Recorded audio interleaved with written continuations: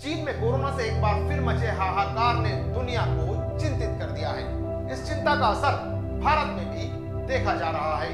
मैं हूं आपके साथ समीर खान और आप देख रहे हैं आजाद बोल। भारत में कोरोना अलर्ट के बीच अब सवाल यह उठता है कि क्या भारत में अब कोरोना की एक और लहर आने वाली है। यह भी सवाल सभी के जहन में आ रहा है कि क्या अब भारत में तीसरी बार लॉकडाउन लगाया जाएगा।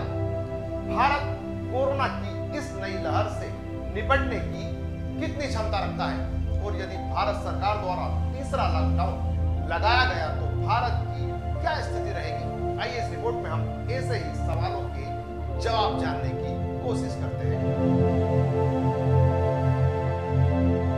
साल 2020 में आई कोरोना की पहली लहर के चलते देश भर में 25 मार्च 2020 से 31 मई 2020 तक पहला सख्त लॉकडाउन लगाया गया। भारत इस लहर के लिए बिल्कुल तैयार नहीं था और स्वास्थ्य मोर्चे के साथ साथ आर्थिक मोर्चे पर भी भारत ने इस लहर में भयावह स्थिति का सामना किया।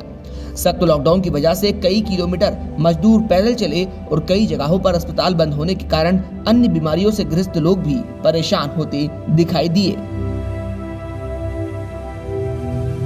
साल 2021 में देश ने दूसरी लहर का सामना किया। कोरोना की दूसरी लहर में भी लॉकडाउन लगाया गया। इस लहर में देश ने ऑक्सीजन की भयंकर किल्लत का सामना किया और कई लोगों की मौत ऑक्सीजन की कमी के कारण हुई। कोरोना की ये लहर ओमिक्रॉन की वजह से आई थी। कोरोना के खतरे के बीच लोगों के मन में एक बार फिर ये सवाल उठ रहा है कि क्या कोरोना के बढ़ते मामलों के कारण एक बार फिर लॉकडाउन लगाया जा सकता है।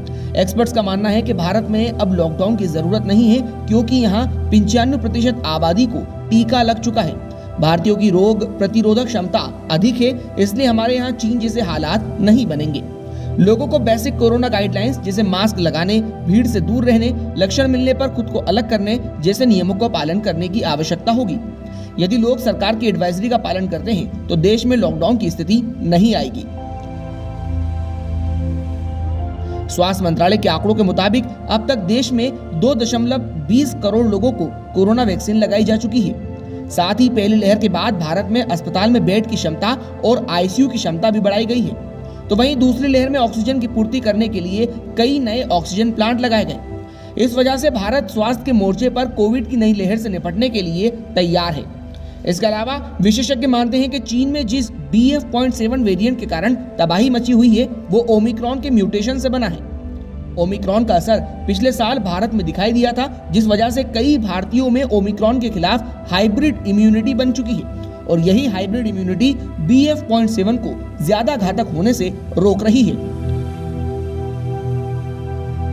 भारत में यदि लॉकडाउन लगता है तो भारत के सामने 5 ट्रिलियन इकोनॉमी के सपने को साकार करना एक बड़ी चुनौती होगा। रूस और यूक्रेन युद्ध के कारण आर्थिक मोर्चे पर भारत कई कठिनाइयों का सामना कर रहा है, लेकिन फिर भी भारत विश्व की 5वीं सबसे बड़ी अर्थव्यवस्था बनकर उभर रहा है। 2019 तक भारत विश्व की तीसरी सबसे बड़ी अर्थव्यवस्था बनने के लिए तैयार है और यदि ऐसे में बाजार बंद होता है तो भारत को लक्ष्य पाने में कठिनाइयों का सामना करना पड़ सकता है।